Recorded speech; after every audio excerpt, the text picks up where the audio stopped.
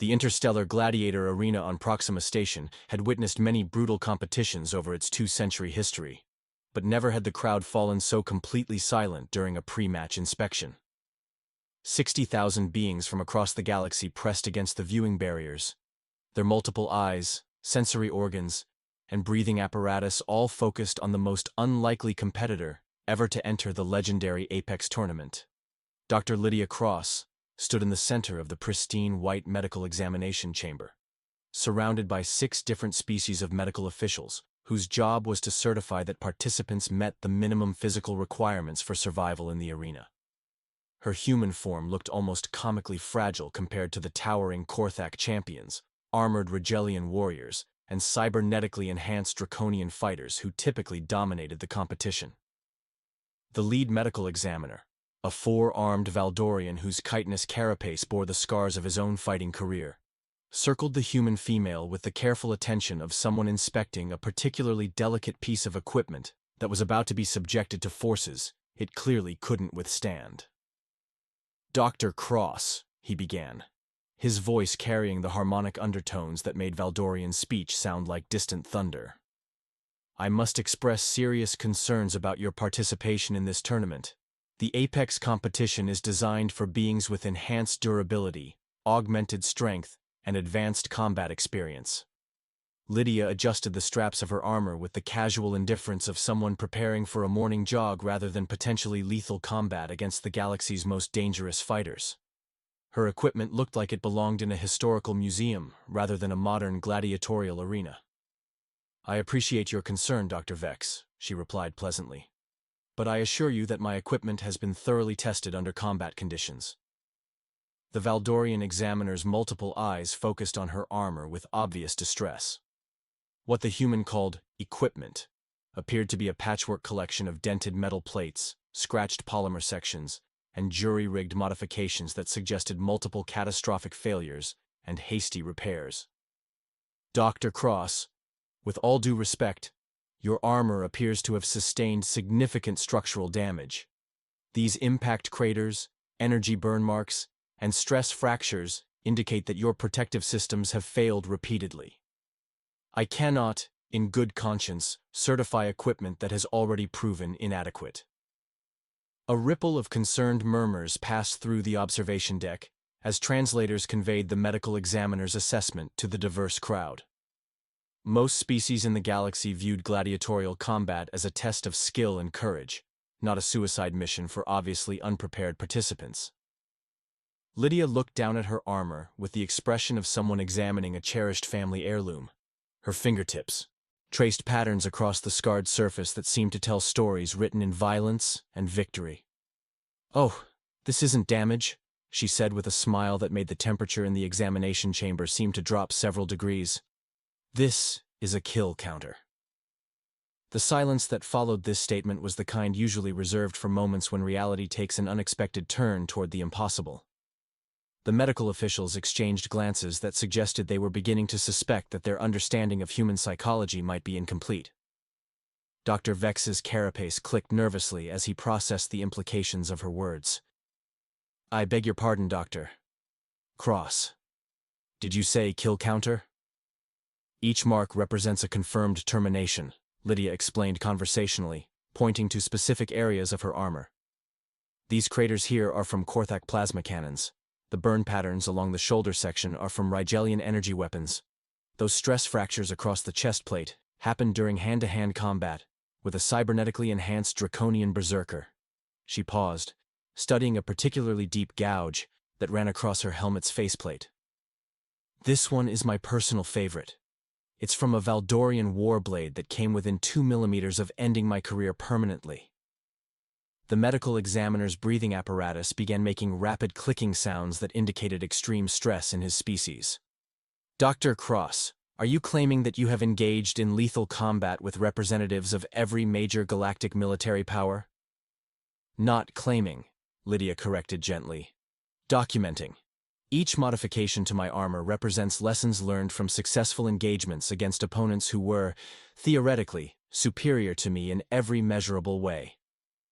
She activated a small display panel built into her gauntlet, showing detailed technical specifications that made several medical officials step backward involuntarily.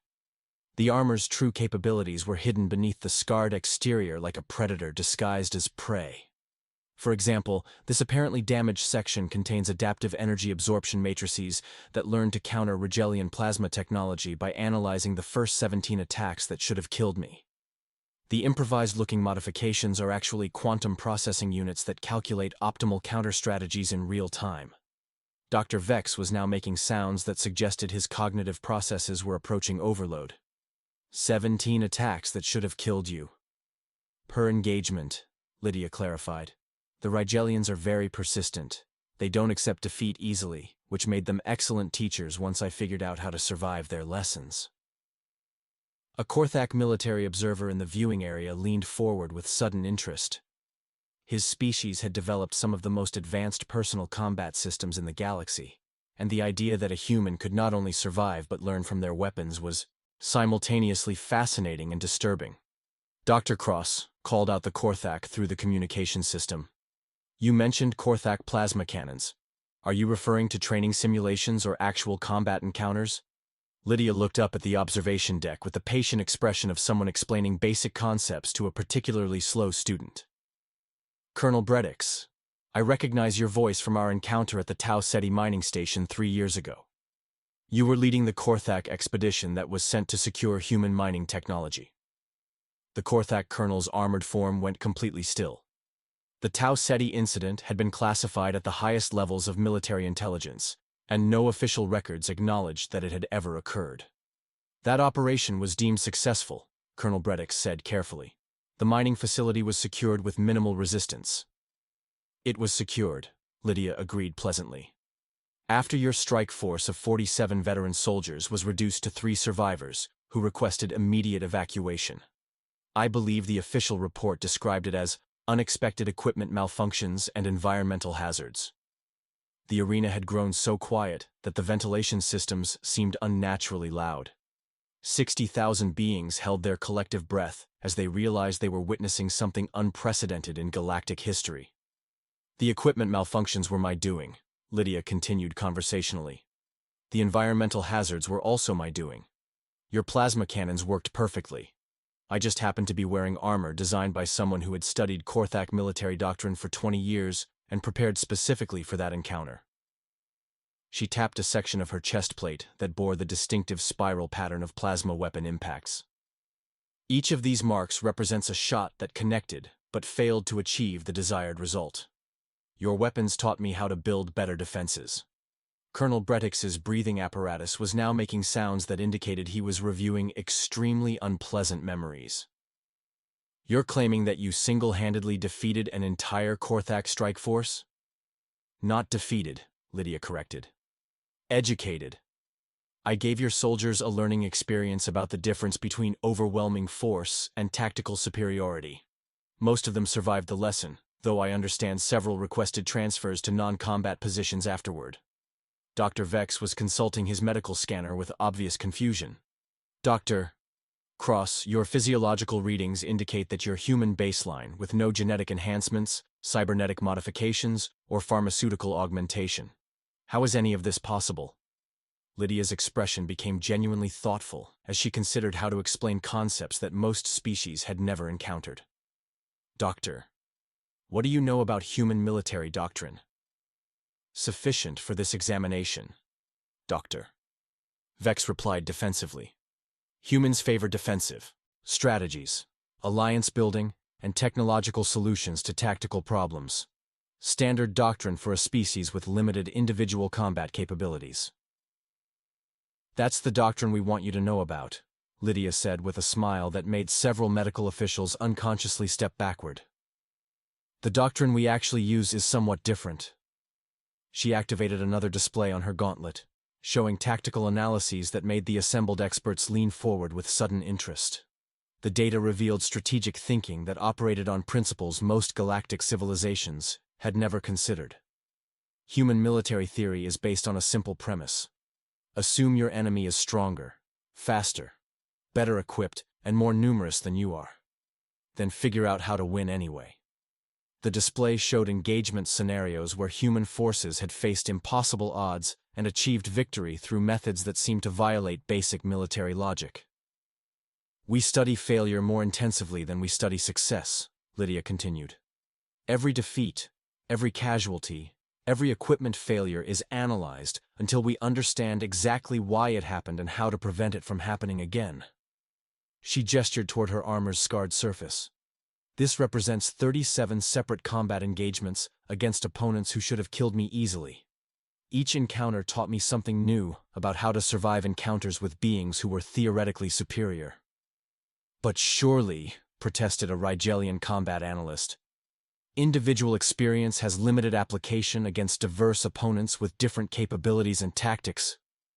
"You'd think so," Lydia agreed. "But it turns out that most galactic military thinking follows predictable patterns. Once you understand the underlying principles, adapting to new variations becomes much simpler." She pointed to a section of armor that bore energy burns from at least 6 different weapon types: Rigelian energy weapons, Draconian plasma systems, Korthak particle beams, Valdorian projectile weapons, Centaurian sonic disruptors, and Andromedan gravity manipulation devices. All different technologies, but all based on similar tactical assumptions about how combat should work. The medical examination chamber had become an impromptu classroom where the galaxy's most advanced combat specialists were learning that their fundamental assumptions about warfare might be seriously flawed. "Dr. Cross," Dr. Vex asked with obvious reluctance, "exactly how many opponents have you faced in personal combat?" Lydia consulted a display that appeared to be tracking statistical information with scientific precision. As of yesterday, 437 confirmed individual combatants representing 23 different species, plus assorted automated defense systems, combat drones, and artificially enhanced organisms. The numbers hung in the air like a challenge to everything the assembled experts thought they knew about human capabilities. "And your casualty rate?" asked Colonel Breddix, though his tone suggested he already suspected the answer would be disturbing. "Define casualties," Lydia replied with academic precision. "If you mean permanent fatalities, the number is 193. If you include beings who were incapacitated but recovered, the total rises to 247. The remainder were educated about the limitations of their tactical assumptions and chose to pursue non-violent alternatives." She paused, studying her armor's battle-scarred surface with obvious affection. "The fatalities weren't intentional. I prefer to capture opponents alive when possible, because dead enemies can't teach you anything new. But sometimes the learning process becomes more vigorous than anticipated." The arena's crowd had begun making sounds that suggested collective psychological trauma as the implications of her casual statistics sank into their collective consciousness. "Dr. Cross," Dr. Vex said weakly, "are you telling us that you have killed nearly 200 galactic citizens in personal combat?" "I'm telling you that nearly 200 galactic citizens chose to engage in combat with someone who had spent 20 years preparing for exactly those encounters," Lydia corrected. "The results were educational for everyone involved, though admittedly more educational for some than others." The medical examination chamber had transformed from a routine pre-competition health check into something resembling a war crimes tribunal, except the accused was calmly discussing mass casualties as if she were reviewing quarterly performance metrics. Dr. Vex's chitinous carapace was now clicking so rapidly that it sounded like hail on metal roofing. "Dr. Cross," he managed, his voice carrying the strained quality of someone whose worldview was undergoing systematic demolition. "You cannot seriously expect us to allow a serial combatant to participate in what is supposed to be sporting competition." Lydia tilted her head with the expression of someone genuinely puzzled by the objection. "Doctor, I'm confused. Isn't the Apex tournament specifically designed to determine the galaxy's most capable individual fighter through elimination combat?" "Well, yes, but—" Dr. Vex began, then trailed off as he realized the logical trap he was walking into. "And don't the rules clearly state that participants should demonstrate proven combat experience against diverse opponents using various tactical approaches?" Lydia continued with the relentless precision of someone who had obviously memorized the tournament regulations. "Technically, yes, but we assumed—" You assumed that most participants would have limited experience against a narrow range of opponents using standardized military doctrine, Lydia finished. Which is why the tournament has been won by the same three species for the past 15 years, using essentially identical tactical approaches. She activated another display on her armor that showed detailed analysis of previous tournament matches. The data revealed patterns that made several officials shift uncomfortably. Korthak champions rely on overwhelming firepower and direct assault tactics. Rigelian fighters use precision energy weapons and defensive positioning. Draconian competitors favor cybernetic enhancement and aggressive close-quarters combat. All very predictable. All very limited in scope. A new voice entered the discussion from the observation deck. General Korax, the legendary Draconian fighter who had won the tournament 3 consecutive times, spoke with the controlled authority of someone accustomed to being the most dangerous being in any room. Human, your statistics may be impressive, but tournament combat operates under different parameters than ambush scenarios or surprise attacks. Here, your opponents will know exactly what they're facing. Lydia looked up at the observation deck with genuine interest. General Korax, I've been hoping to meet you. Your reputation for tactical innovation is quite impressive. You know of me? The Draconian general asked, his cybernetic enhancements gleaming under the arena lights. Oh yes, Lydia replied with the tone of someone discussing a favorite research subject. I've studied recordings of all your tournament matches, analyzed your tactical patterns, and identified 17 different vulnerabilities in your combat system. I was hoping this competition would give me the opportunity to test my theories. The silence that followed this statement was broken only by the sound of 60,000 beings collectively holding their breath. General Korax's cybernetic systems were now glowing with increased activity, a sign that his enhanced processing units were working at maximum capacity. You believe you have identified weaknesses in my fighting style? Not weaknesses, Lydia corrected politely. Predictable patterns. Your cybernetic enhancements provide significant advantages in strength, speed, and reaction time, but they also create dependencies and limitations that can be exploited by someone who understands the underlying technology. She gestured toward a section of her armor that bore distinctive claw marks from what appeared to be draconian combat talons. I had the opportunity to test these theories during an encounter with 3 cybernetically enhanced draconian infiltrators 6 months ago. The experience was quite educational. What happened to the infiltrators? General Korax asked, though his tone suggested he already dreaded the answer. 2 survived long enough to request extraction, Lydia replied matter-of-factly. The 3rd provided valuable data about the failure modes of advanced cybernetic life support systems under extreme stress conditions. She pointed to specific damage patterns on her armor's surface.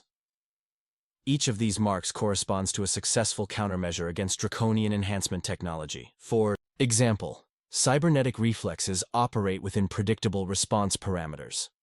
Once you map those parameters, it becomes possible to create situations where enhanced speed becomes a liability rather than an advantage. Dr. Vex was now consulting multiple medical scanners simultaneously, as if hoping that additional instruments might somehow explain how a baseline human could casually discuss dismantling the galaxy's most advanced military technologies. Dr. Cross, I must ask, exactly what is your professional background? Your personnel file lists you as a xenobiology researcher with expertise in comparative anatomy. Lydia's expression became genuinely amused. That's not inaccurate, Doctor. I do study alien anatomy. I just prefer to conduct my research under more dynamic conditions than most scientists. Dynamic conditions? Combat scenarios provide excellent opportunities to observe how different species' physiological systems respond to extreme stress, she explained with academic enthusiasm. You learn things about biomechanics, neural processing, and structural engineering that you simply can't discover through peaceful observation. A Rigelian military analyst in the observation area leaned forward with obvious fascination mixed with horror. Are you saying that you use combat as a research methodology? Among other things, Lydia confirmed. Human scientific method emphasizes empirical observation and experimental verification. If you want to understand how something works, you test it under various conditions until you identify all the relevant variables. She activated a comprehensive display that showed anatomical studies of multiple species, with notations that made several medical officials visibly uncomfortable. The level of detail suggested intimate knowledge of physiological vulnerabilities that most beings preferred to keep private. For example, she continued conversationally, did you know that Korthak armor has a critical structural weakness at the joint interfaces? The designers prioritized mobility over protection, which creates stress concentration points that can be exploited with precisely applied force. Colonel Breddix's armored form had gone completely rigid. That information is classified military intelligence. Not anymore, Lydia replied cheerfully. I've shared my research findings with several galactic universities. The papers on comparative vulnerability assessment in combat scenarios have become quite popular in xenobiology circles. The implications of this statement rippled through the observation deck like a shockwave. The galaxy's most closely guarded military secrets were apparently being distributed as academic research. You're publishing detailed analyses of species-specific combat vulnerabilities? Dr. Vex asked with obvious horror. Knowledge should be shared, Lydia said with the righteousness of someone defending a fundamental principle. Besides, understanding vulnerabilities is the first step in developing better defenses. I'm actually helping improve galactic military capabilities through scientific research.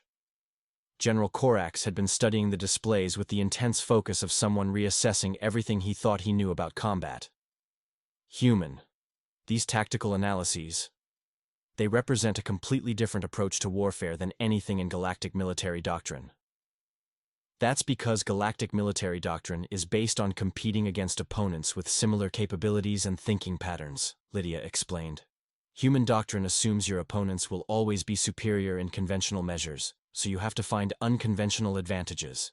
She gestured toward her armor's battle-scarred surface. Every mark on this equipment represents a problem I couldn't solve through standard approaches. When strength fails, you use leverage. When speed fails, you use timing. When technology fails, you use psychology. Psychology? Most galactic warriors are trained to fight opponents who behave predictably according to established military principles, Lydia continued. They expect certain responses to tactical situations, certain reactions to specific threats, certain limitations based on apparent capabilities. Her smile took on a quality that made the arena's security systems automatically increase threat assessment protocols. When your opponents operate outside their expectations, their training becomes a liability. They keep trying to apply solutions that worked against conventional enemies to problems that require completely different thinking. Dr. Vex finally managed to formulate the question that everyone in the arena wanted answered. Dr. Cross, why are you here? If your capabilities are as extensive as you claim, why participate in gladiatorial competition? Lydia's expression became genuinely thoughtful as she considered her response. Because this tournament represents the largest concentration of advanced combat specialists in the galaxy. Every major military power sends their best fighters to demonstrate superiority and gather intelligence on potential opponents. She looked around the arena with obvious anticipation. In a single competition, I can study tactical approaches from 24 different species, test my theories against their most capable representatives, and gather enough research data to keep me busy for years. You're treating the Apex tournament as a research opportunity? General Korax asked with a mixture of admiration and alarm. The galaxy's premier educational experience, Lydia confirmed. Win or lose, every match will teach me something valuable about combat capabilities I haven't encountered before. And judging by the preliminary roster, there are several opponents I'm particularly excited to study. She activated a display showing the tournament bracket, with detailed profiles of each participant. Her annotations revealed analysis that went far beyond standard tactical assessments. For example, the Andromedan gravity manipulator should provide fascinating data about fighting in variable gravitational fields. The Centaurian sonic disruptor will test my theories about defending against frequency-based weapons. And the Valdorian champion. She looked directly at Dr. Vex. Should offer excellent insights into chitinous armor vulnerabilities. Dr. Vex's breathing apparatus stopped making any sound at all, as he realized he was looking at someone who had just casually announced her intention to dissect him scientifically during combat. This is insane, he whispered. You're planning to use the tournament as some kind of experimental laboratory with living test subjects. Willing test subjects, Lydia corrected. Everyone here volunteered to participate in combat against unknown opponents using their best abilities. I'm simply approaching the challenge more systematically than most. The arena's communication system activated as tournament officials processed the implications of what they had witnessed during the medical examination. "Attention, Dr. Cross," came the voice of tournament director Vex Corvain, whose own species had produced several champions over the years. "In light of your extensive combat experience, tournament officials must ask, do you pose an unusual risk to other participants?" Lydia considered the question with scientific objectivity. "Director Corvain, I pose exactly the same risk to my opponents that they pose to me. The difference is that I've spent considerably more time preparing for encounters with beings who are theoretically superior. And if an opponent is seriously injured during your match, then they'll have learned something valuable about the limitations of their tactical assumptions," Lydia replied practically. "Education always involves some degree of risk." She began final equipment checks with the methodical precision of someone preparing for a routine scientific experiment rather than potentially lethal combat.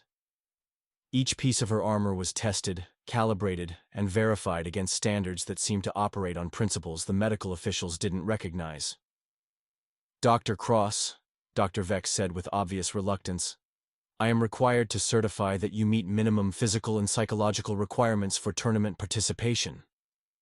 Based on this examination, I find that you exceed those requirements by margins I cannot adequately quantify." "Thank you, Doctor," Lydia replied politely. "I promise to conduct my research as safely as possible under the circumstances." As she walked toward the arena entrance, her armor's scarred surface caught the light in patterns that seemed to tell stories of victory written in violence and experimentation. The kill counter she wore represented not just successful combat encounters, but a comprehensive education in the art of defeating beings who should have been impossible to defeat. But before she could reach the arena gates, a new voice called out from the observation deck with the kind of authority that made even tournament officials pause in respect. "Dr. Cross, a moment of your time, if you please." The voice belonged to War Marshal Thane Corvallis, the legendary Valdorian strategist whose tactical innovations had reshaped modern galactic warfare. His presence at the tournament was unexpected, as military leaders of his caliber rarely attended what most considered glorified entertainment. Lydia turned back with obvious interest, recognizing the voice from recorded strategic briefings she had studied. "War Marshal Corvallis, this is an unexpected honor. I wasn't aware you attended sporting events." "I don't," the War Marshal replied, his massive form descending to the examination chamber through a private transport tube. "I'm here because 3 separate intelligence agencies forwarded me disturbing reports about a human who has apparently been conducting unauthorized military research against galactic forces." The examination chamber, already tense from the previous revelations, now carried the atmosphere of a formal military tribunal, as one of the galaxy's most respected combat leaders faced the unassuming human scientist. "Unauthorized is a strong word," Lydia replied diplomatically. "I prefer to think of it as independent research with voluntary participants." War Marshal Corvallis studied her with the kind of analytical focus that had made him legendary among military tacticians. His forearms moved in calculated patterns as he accessed data files that made several officials step backward. "Dr. Cross, according to classified reports, you have single-handedly eliminated more active military personnel than some entire planetary defense forces. This goes far beyond scientific research." "With respect, War Marshal, that depends on how you define research methodology," Lydia countered. "Human scientific principles require empirical verification through controlled experimentation. I simply apply those principles to combat scenario analysis." She activated a new display that showed her research publications in peer-reviewed Xenobiology journals.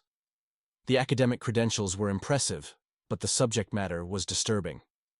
For example, my paper on stress response patterns in multi-species combat environments has been cited over 400 times by military medical researchers. The data I collected during field studies has directly contributed to improved survival training protocols across 17 different species. War Marshal Corvallis examined the academic documentation with growing concern. You're telling me that galactic military medical advances have been based on research you conducted by killing soldiers in combat? Not killing, Lydia corrected with scientific precision. Observing physiological responses to extreme stress conditions. The fatalities were unfortunate side effects of the data collection process, not the primary objective. Side effects? Dr. Vex interjected with obvious horror. You described the deaths of nearly 200 beings as side effects. From a research perspective, yes, Lydia replied with academic detachment. When you're studying how different species respond to combat stress, some percentage of test subjects will inevitably experience system failures. It's a regrettable but predictable aspect of field research. War Marshal Corvallis was now accessing military databases with all four arms simultaneously, cross-referencing incident reports with the human's claimed research timeline. The Kepler Station incident, he said slowly. 14 Korthak Special Forces operatives found dead with wounds that suggested they were killed by someone studying their anatomy in real time. That was a particularly productive research session, Lydia confirmed with enthusiasm. The data I collected about Korthak nervous system vulnerabilities led directly to improved non-lethal weapons design for peacekeeping operations. The Rigelian patrol that disappeared near the Vega Nebula? Excellent subjects for testing theories about energy weapon effectiveness in low-visibility environments. The survivors provided valuable feedback about tactical adaptation under extreme sensory limitations. The draconian infiltration team that vanished from the Centauri trade station. Outstanding case study in cybernetic system failure modes. The data analysis took months, but the insights into artificial enhancement vulnerabilities have already saved lives in subsequent encounters. Each revelation hit the assembled officials like physical blows as they realized the scope of what they were dealing with. This wasn't a warrior or a soldier.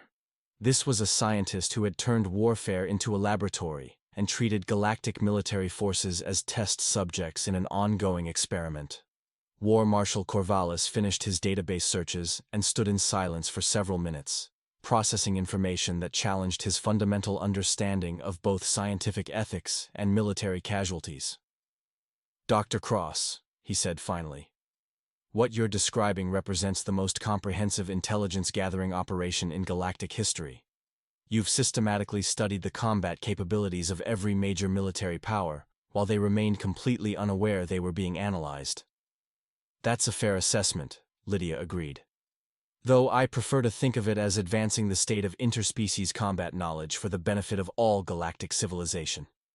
And now you want to use the Apex tournament as your next research facility? The tournament represents an unprecedented opportunity to observe elite combat specialists from multiple species operating at maximum capability, Lydia explained with obvious excitement. The data collection potential is extraordinary. War Marshal Corvallis studied her for another long moment, his expression carrying the weight of someone making a decision that would have far-reaching consequences. Dr. Cross, I came here to determine whether you represent a threat to galactic military security. Based on this conversation, I can confirm that you represent the most significant military intelligence asset currently operating in known space. The silence that followed this statement was broken by nervous sounds from various species as they processed the implications. However, the War Marshal continued, I am also convinced that your research, however unconventional, has indeed contributed to improved defensive capabilities across multiple civilizations. Your work represents a net positive for galactic security, despite the irregular methodology. He paused, considering his words carefully. Therefore, I am authorizing your participation in the tournament, with full military observer status. Your matches will be recorded for analysis by strategic command centers throughout the galaxy. Lydia's expression lit up with genuine delight. War Marshal, that's incredibly generous. Having official recognition will make data sharing much more efficient. Behind her, 60,000 spectators prepared to witness something unprecedented in galactic sporting history. A scientist conducting battlefield research against opponents who had no idea they were about to become test subjects in the galaxy's most dangerous experiment. The tournament was about to begin, and for the first time in its 2-century history, nobody was certain who the real predator might be.